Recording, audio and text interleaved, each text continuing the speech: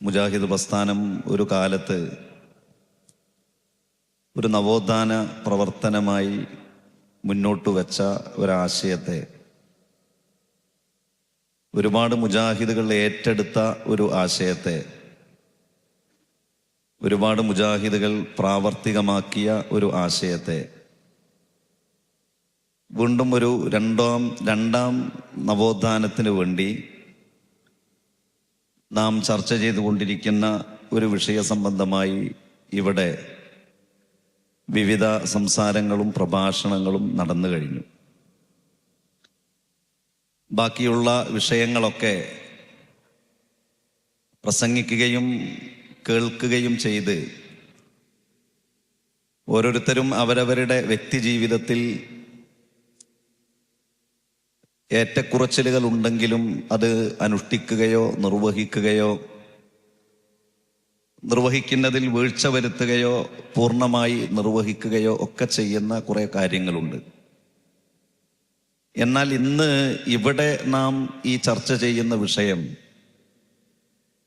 കേവലം ഏതെങ്കിലും രാഷ്ട്രീയ നേതാക്കന്മാരോ സാംസ്കാരിക പ്രവർത്തകരോ കുറെ പ്രഖ്യാപനങ്ങൾ നടത്തി കുറെ കാര്യങ്ങൾ പറഞ്ഞ് പിന്നെ അതിനെതിരായി കൊണ്ട് കാര്യങ്ങൾ നടത്തുന്ന ഒരു വിധത്തിലേക്ക് വിവാഹവും അതിൻ്റെ ആർഭാടവും അതിൻ്റെ ഹറാമായ ആഘോഷങ്ങളും ഇവിടെ ഒരുമിച്ച് കൂടിയ നമ്മുടെ കുടുംബങ്ങളിലെങ്കിലും നടക്കരുത് എന്ന ഒരു പ്രതിജ്ഞയോടുകൂടിയിട്ടാണ് ഞാനും നിങ്ങളുമൊക്കെ ഈ വേദിയിൽ നിൽക്കേണ്ടത്. നമ്മുടെ കുടുംബങ്ങളെന്ന് പറഞ്ഞാൽ പഴയ കാലഘട്ടത്തിൽ ഒരു കുടുംബമെന്ന് പറഞ്ഞാൽ ആ കുടുംബത്തിലെ ജ്യേഷ്ഠനനിയന്മാർ, സഹോദരിമാർ, സഹോദരന്മാർ, ഇങ്ങനെ വലിയ ഒരു വൃത്തത്തിൽ ആ കുടുംബനാഥന് അവിടെ കാര്യങ്ങൾ നടത്താനും കാര്യങ്ങൾ പറയാനും അത് കേൾക്കാനും ആളുകൾ ഉണ്ടായിരുന്നു.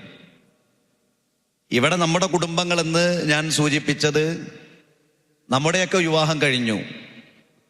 ഇനി നമ്മുടെ മുൻപിലേക്ക് കടന്നു വരുന്നത് നമ്മുടെ ആൺകുട്ടികളുടെയും നമ്മുടെ പെൺകുട്ടികളുടെയും വിവാഹമാണ്.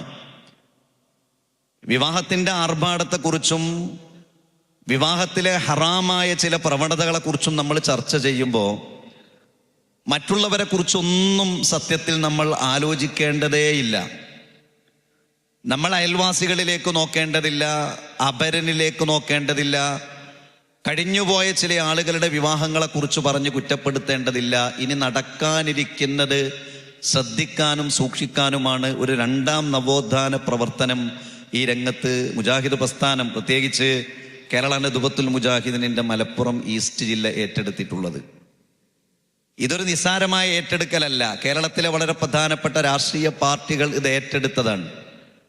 പക്ഷെ 2-3 മാസം കഴിഞ്ഞപ്പോഴേക്ക് പൂർണ്ണമായി അവർ അത് നിർത്തിവെച്ചു. കാരണം ഏറ്റെടുത്തവരുടെ കുടുംബത്തിൽ തന്നെ, പ്രഭാഷണം നടത്തിയവരുടെ കുടുംബത്തിൽ തന്നെ, പ്രഖ്യാപനം നടത്തിയവരുടെ കുടുംബത്തിൽ തന്നെ അതിനെതിരായ കാര്യങ്ങൾ വന്നപ്പോൾ അത് ഏറ്റെടുക്കാൻ ആരും തയ്യാറായില്ല.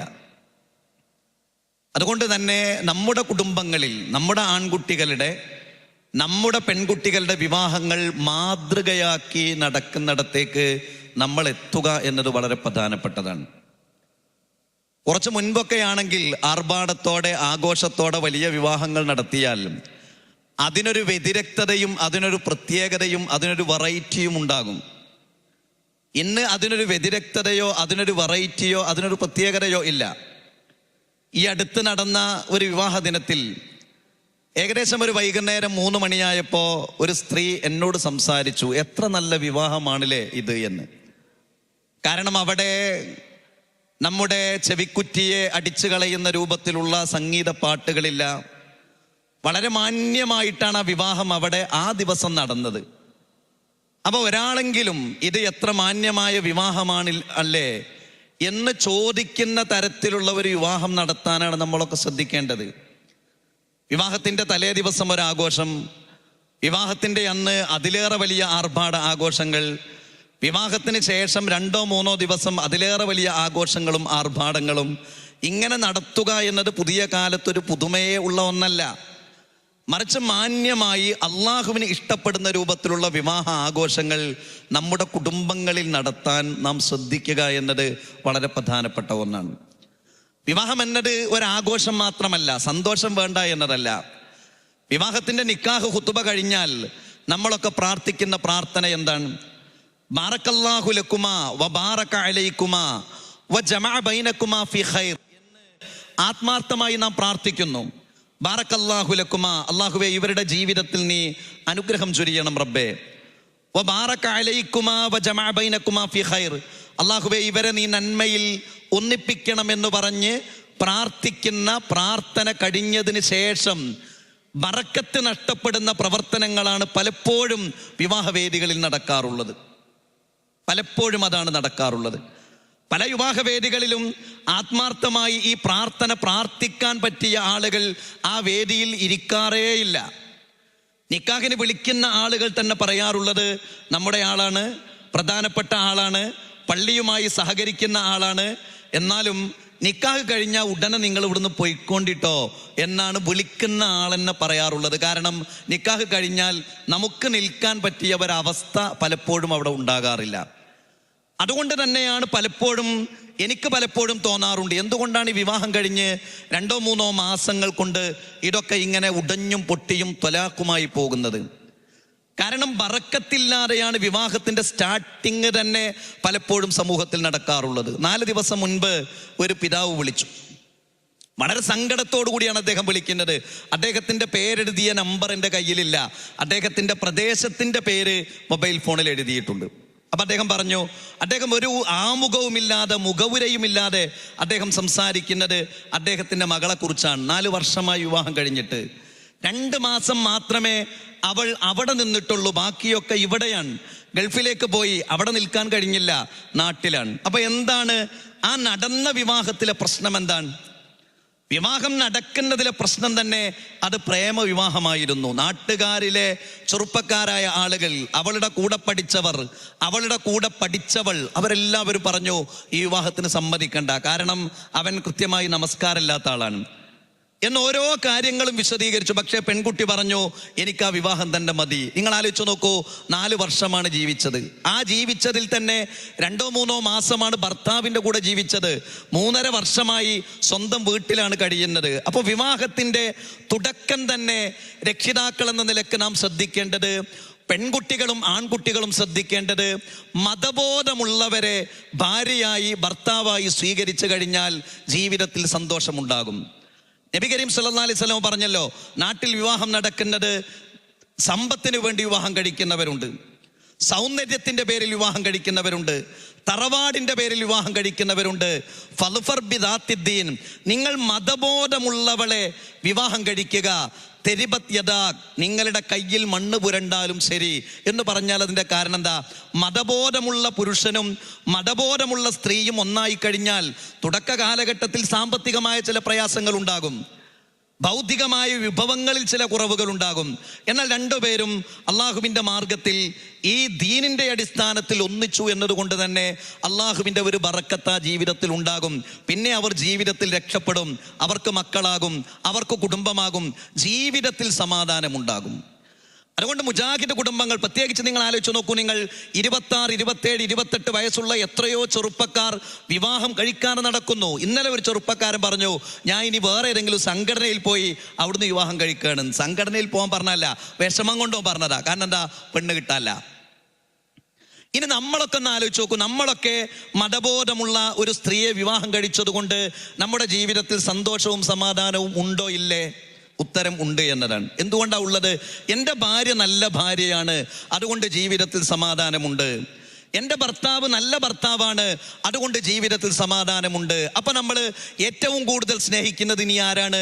നമ്മുടെ പെൺകുട്ടികളെയും ആൺകുട്ടികളെയുമാണ്. ശരി, ആ ആൺകുട്ടികളെയും പെൺകുട്ടികളെയും ആരെ ഏൽപ്പിച്ചു കൊടുക്കാനാണ് നമ്മൾ ഉദ്ദേശിക്കുന്നത്?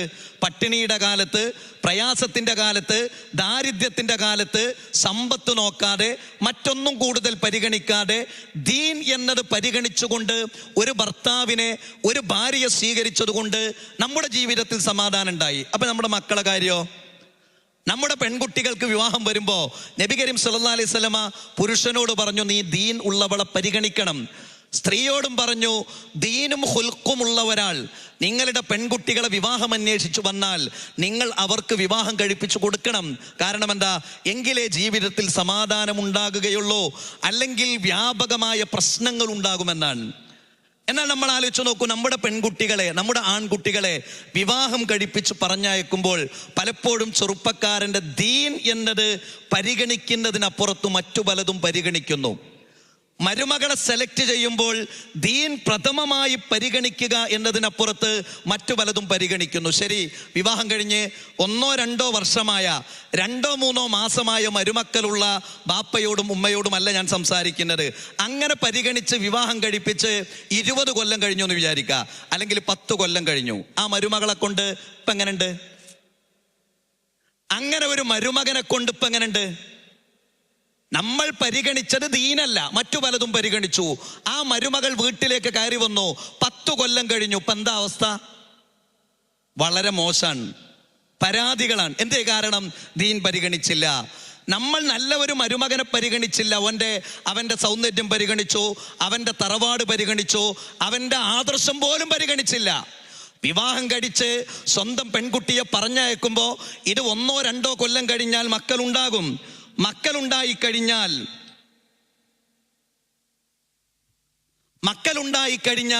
ഈ കുട്ടിക്ക് 4-5 വയസ്സാകുമ്പോൾ ഏത് മദ്രസയിലാ ചേർത്തുക? ആ കുട്ടി പോകുന്നത് തലയിൽ ഒരു തൊപ്പി ധരിച്ച് സമസ്തയുടെ മദ്രസയിലേക്ക് പോകുന്നു. ആരുടെ പേരക്കുട്ടി? മുജാഹിദ് മഹല്ല് ഭാരവാഹികളുടെ പേരക്കുട്ടി, സംഘടനാ പ്രവർത്തകന്റെ പേരക്കുട്ടി, ആദർശം കൊണ്ടു നടക്കുന്നവന്റെ പേരക്കുട്ടി, ആദർശത്തിന് വേണ്ടി അങ്ങാടിയിൽ തർക്കിച്ചവന്റെ പേരക്കുട്ടി സമസ്തയുടെ മദ്രസയിലേക്ക് പോകുന്നു. നാം പരിഗണിച്ചതെന്താ? തറവാട് പരിഗണിച്ചു, സൗന്ദര്യം പരിഗണിച്ചു, ജോലി പരിഗണിച്ചു, ആദർശം പോലും പരസ്പരം പരിഗണിക്കുന്നില്ല. അതോടുകൂടെ പിന്നെ ഈ പെൺകുട്ടിക്ക് കുറച്ച് പ്രായമായി, 2-3 മക്കളായി, മക്കളൊക്കെ മദ്രസയിലേക്ക് പോകാൻ തുടങ്ങി. ഈ പെൺകുട്ടി പിന്നെ പരാതി പറയാൻ, നിങ്ങൾ എന്തിനെ അന്ന് എന്നെ അങ്ങനെ ഒരു വീട്ടിലേക്ക് കെട്ടിച്ചത്? ആര്? നമ്മുടെ പെൺകുട്ടി തന്നെ. കെട്ടിച്ചപ്പോൾ ആദർശമൊന്നും പ്രശ്നമല്ല, കാരണം ഇതിനുള്ള പ്രായമായിട്ടില്ല. പിന്നെ അവൾ ഇങ്ങനെ മദ്രസയിൽ നിന്ന് പഠിച്ച കാര്യം അറിയാതെ മനസ്സിക്ക് ഇങ്ങനെ ഇറങ്ങാൻ തുടങ്ങി. പടച്ചോനെ, ഞാൻ എങ്ങോട്ടാണ് ഈ പറഞ്ഞയക്കുന്നത്? റബീഉൽ അവ്വലിന് ഏത് മിഠായും കൊണ്ടായി വരുന്നത്? ഏത് നേർച്ചച്ചോറ് വാങ്ങാനായി പോണത്? അപ്പൊ ആ കുടുംബത്തിൽ പ്രശ്നമുണ്ടാകാൻ തുടങ്ങി. ആരാ കാരണം? നമ്മൾ മാതാപിതാക്കളാ കാരണം. അപ്പോ വൈവാഹിക ജീവിതം എന്നത് തുടങ്ങുന്നത് തന്നെ ദീനാകണം, ആദർശമാകണം. ആളുകൾ ഒരു വാശിക്കൊണ്ട് കെട്ടിക്കും. ഞാൻ കുറെ മൂപ്പരോട് പറഞ്ഞു എൻ്റെ കുട്ടിക്ക് പെണ്ണ് വേണം. പിന്നെ ആരോട് അത് പറയണത്? എനിക്ക് തോന്നിയോടത്തേക്ക് ഞാനാണ് കെട്ടിച്ചു. നമുക്ക് എന്താ കെട്ടിച്ചാല്? കല്യാണം ഇങ്ങനെ ആണിനെയും പെണ്ണിനെയും പ്രായമായവരെ പോക്കറ്റിലാക്കി ഒരു സംഘടനാ പ്രവർത്തകരും നടക്കണില്ല. ആളുകളുടെ പുതിയ ഉസ്താദ്മാരുടെ കയ്യിൽ കുറെ പെണ്ണുവാണുണ്ട് എന്നാ, അല്ലെങ്കിൽ സംഘടനാ പ്രവർത്തകരുടെ കയ്യിൽ ഇങ്ങനെ കുറെ ആളുകളുണ്ടെന്നാ. അത് നമ്മൾ അന്വേഷിച്ച് കണ്ടെത്തണം. നമ്മൾ വീടുണ്ടാക്കുന്ന സമയത്ത് അതിൻ്റെ മെറ്റീരിയലുകളൊക്കെ കണ്ടെത്തിയില്ലേ? ഇതുപോലെ ആദർശമുള്ള ആൺകുട്ടികളെയും പെൺകുട്ടികളെയും നമ്മൾ കണ്ടെത്തണം. അവർ ഒന്നായി കഴിഞ്ഞാൽ അവരുടെ ജീവിതത്തിൽ സന്തോഷമുണ്ടാകും, സമാധാനമുണ്ടാകും. ആ ഒന്നാകുന്ന ദിവസം, അതാണ് വിവാഹ ദിവസം എന്ന് പറഞ്ഞാൽ, അത് ബറക്കത്തിന്റെ ദിവസമാകണം. നിങ്ങൾ ആലോചിച്ച് നോക്കൂ, പണ്ട് എത്ര ആദർശ ബോധമുള്ളവരായിരുന്നു മുജാഹിദുകൾ എന്ന് പറഞ്ഞാൽ. ഞാൻ ഈ അടുത്ത് എൻ്റെ നാട്ടിൽ വഴിക്കടവ് പഞ്ചായത്തിൽ ഒരു റോഡിലൂടെ അങ്ങനെ തിരിഞ്ഞു പോകുമ്പോൾ എൻ്റെ വാഹനം ഞാൻ അവിടെ സൈഡാക്കി. ഞാൻ ഏതോ മരണ വീടാണെന്ന് വിചാരിച്ചിട്ട് സൈഡാക്കിയതാ, സത്യം പറയുന്നത്. കാരണം 3-4 വാഹനങ്ങൾ അവിടെ നിർത്തിയിട്ടിട്ടുണ്ട്. അപ്പം അതൊന്നുമല്ല പ്രശ്നം, അവിടെ ബ്ലോക്ക് ആകാനുള്ള കാരണം എന്താ അറിയോ? പിന്നെ അതിന്ന് ഓരോരുത്തർ ഇങ്ങനെ ഇറങ്ങുകയാണ്. ഇപ്പം 55 വയസ്സായവരൊക്കെ 20 വയസ്സായ മാതിരിയാണ്. എല്ലാവരും ഓരോ കയ്യിലും വലിയ മിഠായിയുടെ പാക്കറ്റാണ്. പാക്കറ്റ് പറഞ്ഞാൽ ഇങ്ങനെ പൊന്തിക്കുന്നുണ്ട്. അങ്ങനെയാണല്ലോ, താജ്മഹലിന്റെ പോലെ, കുത്തബ് മീനാറിന്റെ പോലെയുള്ള വലിയ മിഠായിയാണ് ഓരോ വാഹനത്തിലും. ആരത് കൊണ്ടുപോകുന്നത്? എത്ര രൂപയാണിതിന്? ഇത്ര മിഠായി ആരെങ്കിലും തിന്നോ? അധികം ആളുകളും ഇപ്പോൾ മധുരം ഉപയോഗിക്കാത്ത ആളുകളാണ്, അധികം ആളുകളും ഷുഗർ രോഗികളാണ്. എന്നാലും ആരൊക്കെയോ കാണിച്ചു തരുന്ന ഇൻസ്റ്റഗ്രാമിൻ്റെയും ഫേസ്ബുക്കിൻ്റെയും റീൽസിന് മൂളിക്കൊടുക്കുന്നത് ആരാണ്? കൊണ്ടുപോകുന്നത് നടക്കട്ടെ. കാരണം ഒരു മനുഷ്യന് അവൻ്റെ പ്രീ ഫ്രണ്ടൽ കോർട്ടെക്സ്, അവൻ്റെ തലച്ചോറിൻ്റെ മുൻവശം ഉറക്കുന്നത് 25 വയസ്സാകുമ്പോഴാണ്. അവരുടെ വിട ആരാ ഒപ്പം പോണ്? വല്യമ്മ. ചില വല്യന്മാരും വല്യപ്പാരും ഒക്കെ ഒരു 55-60 വയസ്സായ പിന്നെ അന്തം പോയ മാതിരിയാ. എല്ലാത്തിനോട് മൂളിക്കൊടുക്കലാണ്, എല്ലാത്തിനോട് സമ്മതിച്ചു കൊടുക്കലാണ്. എന്നിട്ട് നമ്മൾ അതിൻ്റെ പിന്നിൽ പോകുന്നു, ലക്ഷക്കണക്കിന് രൂപയുടെ മിഠായിയുമായി പോകുന്നു. അതൊരാചാരമായി, അതൊരാഘോഷമായി. അതിന് എന്താ ഒരു മധുരം കൊടുത്താൽ എന്നാ ചോദിക്കണേ. ചോദ്യം കാട്ടാ വിചാരിക്കും 50 പൈസ മിഠായി കൊടുക്കുകയാണ്. അല്ലെങ്കിൽ 100 രൂപയുടെ ഒരു മിഠായി കൊടുക്കാനാ. 40,000-ഉം 50,000-ഉം 1,00,000 രൂപയും വരുന്ന വലിയ മിഠായിയുടെ വലിയ ഗോപുരങ്ങളുമായി ആ വീട്ടിലേക്ക് പോകുന്നത് മുതൽ ഇതിൻ്റെ അനാവശ്യമായ ആർഭാടങ്ങൾ തുടങ്ങുന്നു. ഒരു വാപ്പാക്ക് പറയാൻ കഴിയൂലേ? പറയാൻ കഴിയില്ലേ? ഇപ്പം എൻ്റെ മുന്നിലിരിക്കുന്ന ഈ പ്രായമായ ആളുകളൊക്കെ ഒന്ന് ആലോചിച്ച് നോക്കൂ. 7ാം ക്ലാസ് വരെ പഠിച്ചു, അല്ലെങ്കിൽ 10ാം ക്ലാസ് വരെ പഠിച്ചു.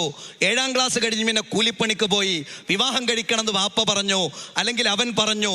സ്വന്തമായി അധ്വാനിച്ചു, സ്വന്തമായി വസ്ത്രം വാങ്ങി, സ്വന്തമായി മഹർ വാങ്ങി, സ്വന്തമായി ജോലി കണ്ടെത്തി, സ്വന്തമായി ബാപ്പാക്കുമ്മാക്കും ഡ്രസ്സ് എടുത്തു കൊടുത്തു, സ്വന്തമായി കല്യാണ ചെലവ് നടത്തി. എന്നിട്ടും വാപ്പിയമ്മയും പറഞ്ഞു കേൾക്കും. ഒക്കെ നടത്തിയതാരാ? നിങ്ങളാ നടത്തിയത്. ഇന്ന് അവൻ്റെ മഹർ ആരാ വാങ്ങിക്കൊടുത്ത്? വാപ്പിയമ്മയും. തുണിയും കുപ്പായ ആരാ വാങ്ങിക്കൊടുത്ത്? വാപ്പിയമ്മയും. ഓഡിറ്റോറിയം ആരാ ബുക്ക് ചെയ്ത്? വാപ്പിയമ്മയും. ഭക്ഷണം ആരാ ബുക്ക് ചെയ്ത്? വാപ്പിയമ്മയും. പിന്നെ ഈ ആഘോഷവും ആർഭാടവും മാത്രം ബാപ്പാക്കും ഉമ്മാക്കും പറഞ്ഞാൽ കേൾക്കാത്ത ഒരവസ്ഥയിലേക്ക് നമ്മുടെ മക്കൾ മാറാൻ പാടില്ല എന്ന ദൃഢനിശ്ചയത്തിലേക്ക് ഓരോ മാതാപിതാക്കളും എത്തിച്ചേരേണ്ടതുണ്ട്. അതുകൊണ്ട് പ്രിയപ്പെട്ടവരെ, അവിടെ നിന്ന് തുടങ്ങണം. ആർക്ക് വേണ്ടി അതൊക്കെ ചെയ്യുന്നത്? ആർക്ക് വേണ്ടിയാണ്? നമ്മളൊക്കെ ആലോചിച്ച് നോക്കിയിട്ടുണ്ടോ? ഇന്ന് ഒരാളുടെ സ്റ്റാറ്റസ് എടുത്തു നോക്കിയാൽ നമ്മുടെ നാട്ടിൽ ദാരിദ്ര്യം ഒരാൾക്കുണ്ടാവില്ല. സ്റ്റാറ്റസ് എടുത്തു നോക്കും. ആരെങ്കിലും ഒരാൾ ദാരിദ്ര്യം പറയുന്ന സ്റ്റാറ്റസ് ഉണ്ടോ? ഇല്ല. എല്ലാവർക്കും എന്താ വേണ്ടറിയോ? എൻ്റെ ജീവിതം വളരെ വലിയ സംഭവമാണ് എന്ന് തെളിയിക്കണം. അപ്പൊ സ്റ്റാറ്റസിന് വേണ്ടിയാണ് ഇതൊക്കെ. ഒരു കല്യാണം കഴിഞ്ഞാൽ ഒരു 1.5 മിനിറ്റ് സ്റ്റാറ്റസ് കിട്ടണം. അതിനെന്തൊക്കെ ഉണ്ടാക്കണം? അതിനൊരുപാട് സംഗതികൾ വേണം. വിവാഹത്തിന്റെ ഖുതുബ ഇറങ്ങിക്കഴിഞ്ഞാൽ വലിയ പുളിച്ചിത്തരമാണ് പല വേദികളിലും നടക്കുന്നത്. ആരുടെ? മുജാഹിദ് വേദികളിൽ. നമ്മൾ ബാക്കിയുള്ളവരല്ല ഇത് പറയുന്നത്, സമസ്തക്കാരെയല്ല പറയുന്നത്. ഇത് മുജാഹിദുകളെ നന്നാക്കിയെടുക്കാനുള്ള ഒരു 2ാം നവോത്ഥാനത്തിന്റെ തിരിച്ചുവിളിയാണ് നമ്മൾ നടത്തുന്നത്. മുജാഹിദുകളുടെ കല്യാണത്തിൽ, സംഘടനാ പ്രവർത്തകരുടെ കല്യാണത്തിൽ, മഹല്ല് ഭാരവാഹികളുടെ കല്യാണത്തിൽ, പ്രഭാഷണം നടത്തുന്നവരുടെ കല്യാണത്തിൽ, ഉത്തരവാദപ്പെട്ട ആളുകളുടെ കല്യാണത്തിൽ ഇത് നടന്നു കഴിഞ്ഞാൽ എന്ത് മാതൃകയാണ് നമ്മൾ ബാക്കിയുള്ള ആളുകൾക്ക് നൽകുന്നത്? പിന്നെ ഇങ്ങനെ തുടങ്ങുകയാണ്. ഈ ഒരു 1.5 മിനിറ്റ് സ്റ്റാറ്റസ് ഇത് കട്ട് ചെയ്ത് ഇങ്ങനെ ഉണ്ടാക്കണം. 2 കൊല്ലം 3 കൊല്ലം ഗൾഫിൽ അധ്വാനിക്കുന്ന ഒരു മനുഷ്യൻ, ഒരു പക്ഷേ അയാൾ മുടി വെട്ടുന്നത് അവിടുന്ന് മുടി വെട്ടൂല, മൊട്ടടിക്കായിരിക്കും. കാരണം എന്താ? ആ പൈസയും കൂടി നാട്ടിലേക്ക് അയച്ചു കൊടുക്കാൻ. എന്നിട്ട് ആ മനുഷ്യൻ നാട്ടിലേക്ക് വരികയാണ്. അദ്ദേഹം കരുതിയ ഒരു പണം അദ്ദേഹത്തിന്റെ കയ്യിലുണ്ടാവും. ഇവിടുത്തെ അജണ്ട ഒന്നും ബാപ്പാൻ്റെ അടുത്തുണ്ടാവില്ല. പക്ഷെ പിന്നെ ഭാര്യയും മക്കളുമാണ് അജണ്ടകൾ തീരുമാനിക്കുന്നത്.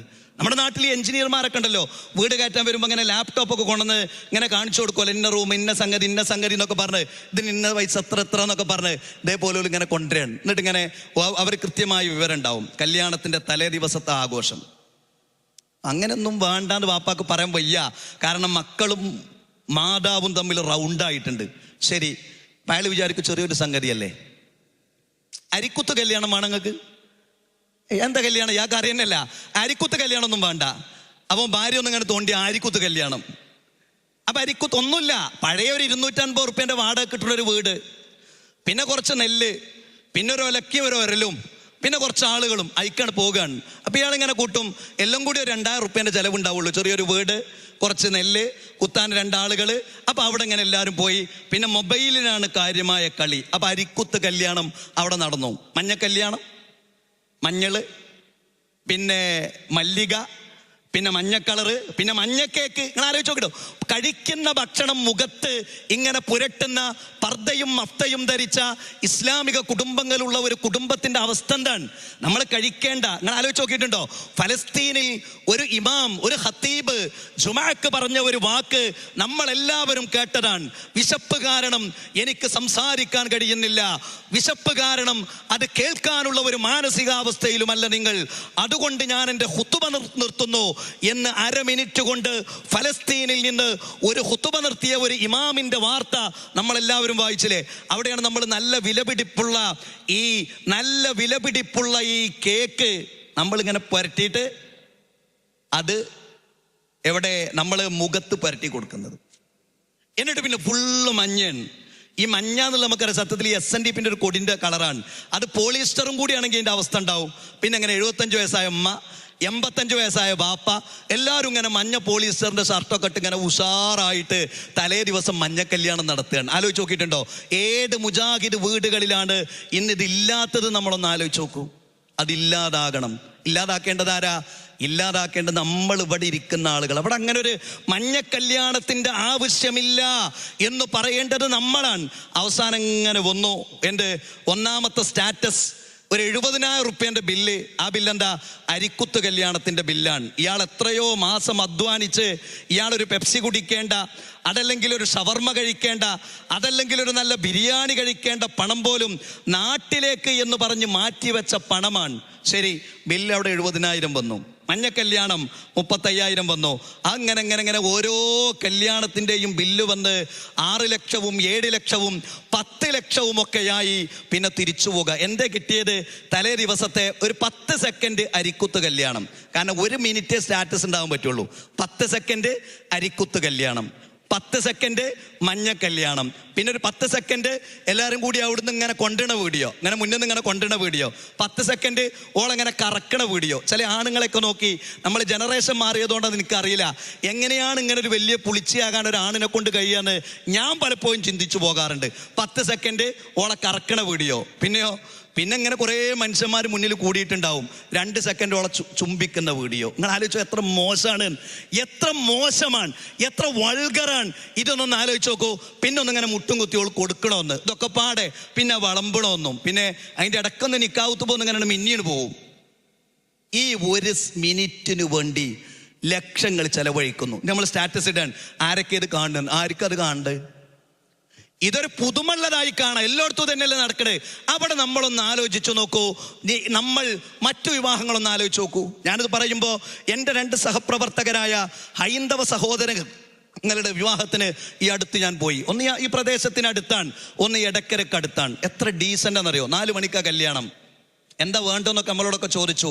വരുന്ന ആളുകൾക്ക് നല്ലൊരു ഭക്ഷണം കൊടുത്തു. അവരുടെ അമ്മ നല്ല ഒരു നാരങ്ങ വെള്ളം തന്നു. ഞങ്ങളൊക്കെ ഒരു 6:30 മണിയായപ്പോൾ അവിടുന്ന് പിരിഞ്ഞു. ആ വീട് കാലിയായി. ഫോട്ടോ എടുക്കാൻ അവിടെ ചെറിയൊരു സ്ഥലം വെച്ചിനി. കല്യാണം കഴിഞ്ഞു. ആരാ? മുസ്ലിമല്ല. കാരണം എന്താ? അവർക്ക് ശമ്പളമുണ്ട്, പണമുണ്ട്, കടം വാങ്ങേണ്ട ആവശ്യമില്ല. കാരണം എന്താണെന്നറിയോ? അവരിലേക്ക് അത് അത്രത്തോളം എത്തിയിട്ടില്ല. കാരണം അവർ അധ്വാനിച്ച പണമാണ്. അവരധ്വാനിച്ച പണം. അതോ ഇത് വാപ്പ അധ്വാനിച്ച പണ. വാപ്പ വിവാഹം കഴിഞ്ഞ് 24-ാമത്തെ വയസ്സ് ഇവിടുന്ന് കയറിയതാ. 60-ാമത്തെ വയസ്സിലും ഗൾഫിൽ നിന്ന് തിരിച്ചു വരാൻ കഴിഞ്ഞിട്ടില്ല. അപ്പോൾ മക്കൾക്ക് അതിന് നിലയും വില ഇല്ല പണത്തിന്. വേറൊരാളെ കല്യാണത്തിന് പോയി. തലേ ദിവസം അധികം ആളുകളും ജോലിക്കാരാ. അവരൊക്കെ ഇരുന്ന് സംസാരിക്കണം, മൊബൈൽ ഫോൺ കൂടി ഉപയോഗിക്കണില്ല. അടുത്ത ദിവസം പോയി നമ്മുടെ എടക്കര പ്രസ്റ്റീജിലായിരുന്നു കല്യാണം. എത്ര നല്ല കല്യാണം എന്നറിയോ? വരുന്നു, ഭക്ഷണം നൽകുന്നു, അവരിയ്ക്കുന്നു, കഴിക്കുന്നു, പിരിഞ്ഞു പോകുന്നു. നമ്മളാണെങ്കിലോ, നിങ്ങൾ ആലോചിച്ച് നോക്കൂ. നമ്മളെ കുറ്റപ്പെടുത്തല്ല, ഇത് നമ്മുടെയൊക്കെ ജീവിതത്തിലേക്ക് കടന്നു വരുമ്പോൾ നോ എന്ന് പറയാൻ കഴിയണം. കുടുംബം ചിലപ്പോൾ 2 മണിക്കൂർ തെറ്റും. കുടുംബത്തിൽ എല്ലാവർക്കും അഭിപ്രായം ഉണ്ടാവില്ല. തലേ ദിവസം പോയി വലിയ ഗാനമേള അവിടെ നടക്കാൻ വിചാരിക്കുക. നമ്മുടെ ഭാര്യ മക്കളുണ്ടെങ്കിൽ ഇറങ്ങിക്കോ, വണ്ടിയിലാണ് കയറ്റുക. ഓർക്ക് എവിടുന്നേലും ഫുഡ് വാങ്ങിക്കൊടുക്കുക. അടുത്ത ദിവസം പറയണം അവിടെ അങ്ങനെ ഒന്നും ഉണ്ടായാൽ നമ്മൾ അവിടേക്ക് എത്തൂല എന്ന് പറഞ്ഞാൽ ഉണ്ടാവില്ല. അവിടെ എന്തു വേണമെന്നറിയോ? ഇവിടെ നമ്മൾ 500 കൊല്ലമൊന്നും ജീവിക്കൂല. നമുക്ക് ഇവിടെ 500 കൊല്ലം പോയിട്ട് 100 കൊല്ലം കൂടിയില്ല. ഇവിടെ 60 70 കൊല്ലം ജീവിക്കും. അതിലെല്ലാവരുടെയും തൃപ്തി നേടി നമുക്ക് ജീവിക്കാൻ കഴിയില്ല. ആ ജീവിതത്തിൽ നമ്മുടെ നിലപാടുകളിലൂടെ ജീവിക്കാൻ പ്രിയപ്പെട്ട സഹോദരിമാരെ, പ്രിയപ്പെട്ട സഹോദരന്മാരെ, നമുക്ക് സാധിക്കണം. അതുകൊണ്ടാണ് പലപ്പോഴും ഒരു ബറക്കത്തിൻ്റെ അവസ്ഥ പലപ്പോഴും നടക്കുന്നില്ല. അത് നമ്മൾ ഖുതുബ പറയുന്നവരൊക്കെ ഒരു പരിധിവരെ തീരുമാനിക്കേണ്ടി വരും. ഖുതുബ പറയാൻ ആളുകൾ വലിയ കാര്യത്തിലാണ് വിളിക്കുക. എന്നിട്ട് അവിടെ ഇരിക്കും വല്ല സമാധാനം ഉണ്ടല്ലോ. സത്യത്തിൽ അതിഥികൾ അല്ലേ, മൻകാന യുക്മിനു ബില്ലാഹി വൽ യൗമിൽ ആഖിർ ഫൽയുക്രിം ദൈഫഹുനാൻ. ആരെങ്കിലും അള്ളാഹുവിലും അന്ത്യദിനത്തിലും വിശ്വസിക്കുന്നുവെങ്കിൽ അവനവന്റെ അതിഥിയെ ആദരിക്കട്ടെ. നാം ആരൊക്കെ ആദരിക്കണം? ഒരു കല്യാണം വരുമ്പോൾ പള്ളി കമ്മിറ്റിക്കാരവിടെ വരും, ആദരിക്കണം. മൗലവി അവിടെ വരും, ആദരിക്കണം. മാന്യന്മാരവിടെ വരും, ആദരിക്കണം. ഒന്നിനും കൊള്ളാത്തവരവിടെ വരും, ആദരിക്കണം. ഇവിടെ ആരെ ആദരിക്കണേ? ആർക്കു വേണ്ടിയാണ്? 10% വേണ്ടിയല്ലേ ഇതൊക്കെ നടക്കുന്നത്? വെറും 10% വേണ്ടിയല്ലേ? അവന്റെ കൂട്ടുകാർ പറഞ്ഞു എന്നതാണ്. നമ്മുടെ നാടിൻ്റെ അടുത്തൊരു വിവാഹം നടന്നു. നിക്കാഹ് കുത്തുബക്ക് മുൻപ് ഒരു 200 പടക്കെങ്കിലും പൊട്ടിക്കാണും. നിക്കാഹ് കുത്തുബ പറഞ്ഞൊരു 400 വേറെയും പൊട്ടി. ആലോചിച്ച് നോക്കണം. അവിടെ ആരുണ്ട്? വാപ്പുണ്ട്. മോനെ ഇനി പൊട്ടിക്കരുതെന്ന് മോനോട് പറഞ്ഞു. പക്ഷേ കൂട്ടുകാർ പറഞ്ഞെന്താ അറിയോ? ഞങ്ങളെ കല്യാണത്തിന് ഓൻ പൊട്ടിച്ചിരുന്നു, ഓലും പൊട്ടിച്ചു. പിന്നെ നമ്മൾ ഇങ്ങനെ ഒരവസ്ഥയിലേക്ക് മാറുമ്പോഴാണ് വിവാഹങ്ങളൊന്നും പലപ്പോഴും നിലനിൽക്കുന്നില്ല. കാരണം എന്താ? ആ ദിവസം ഒരു ബറക്കത്ത് എന്ന അവസ്ഥ, അള്ളാഹുവിൻ്റെ ഒരു അനുഗ്രഹം എന്ന അവസ്ഥ പലപ്പോഴും കുടുംബജീവിതങ്ങളിൽ നിന്നില്ലാതാകുന്നു. എന്താ കാരണം? സ്റ്റാറ്റസ് ഇടുന്നുള്ളതാണ്. സ്റ്റാറ്റസ് ഇടണം. ഈ സ്റ്റാറ്റസ് ഇടുന്നതിനനുസരിച്ച് സത്യത്തിൽ മനസ്സമാധാനം ഇല്ലാതെയൊക്കെ തീരെ ചെയ്യുക. നമ്മൾ എത്ര, കാരണം നമുക്ക് സന്തോഷം ഉണ്ടാവില്ല. നമ്മൾ ഒരു സംഗതി അത് അങ്ങനെയാണ്. മനുഷ്യൻ്റെ മസ്തിഷ്കം എന്ന് പറഞ്ഞാൽ വളരെ പെട്ടെന്ന് സന്തോഷം എന്നത് സ്വീകരിക്കുന്ന ഒന്നാണ്. നമ്മളൊരു സ്റ്റാറ്റസ് ഇട്ടു, സന്തോഷം കിട്ടുന്നില്ല, പിന്നെ അതിൻ്റെ മേലൊന്നിടണം, അടുത്തോൻ അതിൻ്റെ മേലൊന്നിടണം, അടുത്ത സന്തോഷം ഉണ്ടാവില്ല. അതുകൊണ്ട് അള്ളാഹുവിനെ ഇഷ്ടപ്പെടുന്ന രൂപത്തിൽ വരുന്ന ആളുകൾക്ക് അവർക്ക് കഴിക്കാൻ പറ്റിയ ഭക്ഷണം നൽകുക. അവരെ നമുക്ക് പട്ടിണി വിടാൻ പറ്റില്ലല്ലോ, ഭക്ഷണം കൊടുക്കുക. പിന്നെയോ മാന്യമാകണം. നിക്കാഹ് ഖുതുബ അവിടെ നടക്കണം. ആളുകൾക്ക് വന്നവർക്ക് പ്രാർത്ഥിക്കണം. എല്ലാവർക്കും ഇരിക്കാൻ കഴിയണം. ചില ആളുകൾക്ക് സൗണ്ട് കേൾക്കാൻ പറ്റൂല. അപ്പം ഞാൻ ഈ പറയുന്ന സൗണ്ട് തന്നെ കേൾക്കാൻ പറ്റാതെ തലവേദന എടുത്തിരിക്കുന്ന ആളുകളുണ്ടാവും. അപ്പം നിങ്ങളെ വിവാഹം ക്ഷണിച്ചവനെ ആദരിക്കണ്ടേ? അപ്പം എല്ലാവരെയും ആദരിക്കണം. മൗലൈനെ ആദരിക്കണം, പള്ളി കമ്മിറ്റിക്കാരെ ആദരിക്കണം, മാന്യന്മാരെ ആദരിക്കണം, ഒന്നിനും പറ്റാത്തോലെ ആദരിക്കണം, എല്ലാവരെയും ആദരിക്കണം. അപ്പം എന്താ ചെയ്യേണ്ടത്? അതിനു പറ്റിയ വിവാഹമാക്കുക. അങ്ങനെ നമ്മൾ ഒരു മാതൃകയാകുക എന്നതേ വഴിയുള്ളൂ. നമ്മൾ മാതൃകയാകുക. ഒരു വിവാഹം എന്ന് പറഞ്ഞാൽ ഒരു ദിവസമേ ഉണ്ടാവുള്ളൂ. പക്ഷെ അത് എങ്ങനെയെങ്കിലും നടത്തി കഴിഞ്ഞാൽ മരിക്കോൾ അതിൻ്റെ മോശത്തിലുള്ളതാണ്. നമ്മൾ ചിലതൊക്കെ ഉണ്ടല്ലോ, നമ്മളിത് തുടങ്ങും. അപ്പോൾ ദഫില്ലായിരുന്നോ എന്നൊക്കെ പറഞ്ഞിട്ട് തുടങ്ങുക. ഇപ്പോൾ ഒരു കല്യാണ പേരിന്ന് അങ്ങനെ തുടങ്ങിയത്. പക്ഷെ തുടങ്ങിക്കഴിഞ്ഞപ്പോൾ പിന്നെ അവിടെ പൂത്തിരി വന്നു, പിന്നെ പടക്കം വന്നു, പിന്നെ അവിടെ ശബ്ദകോലാഹലങ്ങൾ ഉണ്ടായി, പിന്നെ മദ്യപിച്ച ആളുകൾ വന്നു. എന്താ? ഇതൊക്കെ ഒരു വാതിൽ തുറന്നിടലാണ്. അതുകൊണ്ട് മാന്യത അല്ലാതെ ജീവിക്കാൻ ഒരു പണിയില്ല. നമ്മൾ ആലോചിക്കേണ്ടത് ഞാൻ സൂചിപ്പിച്ചല്ലോ, കുറച്ചു കാലം ഇവിടെ ജീവിക്കുള്ളൂ. അതുകൊണ്ട് മാന്യതയുടെ വിവാഹം നടത്താൻ നമ്മൾ ശ്രദ്ധിക്കേണ്ടതുണ്ട്. ഒരു ബറക്കത്ത് എന്നത് നമ്മുടെ ജീവിതത്തിൽ, നമ്മുടെ കുടുംബത്തിൻ്റെ വിവാഹ ജീവിതത്തിൽ ഉണ്ടാകേണ്ടതുണ്ട്. ഇന്ന് ഒരുപാട് അനുഗ്രഹമാണ്. പ്രത്യേകിച്ച് പെൺകുട്ടികളെയൊക്കെ പഴയ കാലം പോലെയല്ല. വിവാഹം കഴിക്കാൻ ഒരുപാട് ആളുകളുണ്ട്, ഒരുപാട് ചെറുപ്പക്കാരുണ്ട്, ഒരുപാട് ആൺകുട്ടികളുണ്ട്. ഇതൊക്കെ നമ്മൾ ഉണ്ടാക്കിയെടുത്ത വലിയൊരു മാറ്റാണ് സത്യത്തിൽ. പക്ഷെ ഇന്ന് ആ അനുഗ്രഹം വല്ലാതെ നമ്മൾ അത് ദുരുപയോഗം ചെയ്യുന്നുണ്ടോ നമ്മൾ ആലോചിച്ച് നോക്കണം. ഒരു 10-20 വയസ്സൊക്കെ ആയിക്കഴിഞ്ഞാൽ നമ്മുടെ കുട്ടികൾക്ക് വിവാഹം വേണ്ടേ? പഠനം കഴിഞ്ഞോട്ടെ, പക്ഷെ കല്യാണം കഴിക്കണ്ടേ? കല്യാണം തന്നെ വേണ്ട എന്ന ഒരു കൺസെപ്റ്റിലേക്ക് പലപ്പോഴും എത്തുന്നു. കല്യാണത്തിൻ്റെ ആവശ്യമല്ല. പിന്നെന്താ? വിവാഹത്തിന് പകരം വേറെന്തെങ്കിലും പോരെ? ഒരു റിലേഷൻഷിപ്പ്, ഒരു ലിവിങ് ടുഗദർ എന്നതൊക്കെ ഒരു സംസ്കാരമായി കടന്നു വരുന്നതൊക്കെ വലിയ അപകടമാണ്. ഞാൻ സൂചിപ്പിച്ചത് മതപരമായ വൃത്തത്തിൽ നിന്നുകൊണ്ട് മാന്യമായ വൈവാഹിക ജീവിതങ്ങളും വിവാഹ ആഘോഷങ്ങളും നടത്തുന്നതിലേക്ക് മുജാഹിദുകളായ നാം മാതൃകയായി കഴിഞ്ഞാൽ ആ മാതൃകയിലേക്ക് ബാക്കിയുള്ള ആളുകൾ എത്തിച്ചേരും. നമ്മളാണ് മുൻകാലങ്ങളിൽ ഈ മാതൃക കാണിച്ചു കൊടുത്തത്. അതുകൊണ്ട് നമ്മുടെ മക്കളിൽ നിന്ന് വേറാർക്കും നമുക്ക് കഴിയില്ല. നമ്മുടെ മക്കളതേ നമുക്ക് കഴിയുള്ളൂ.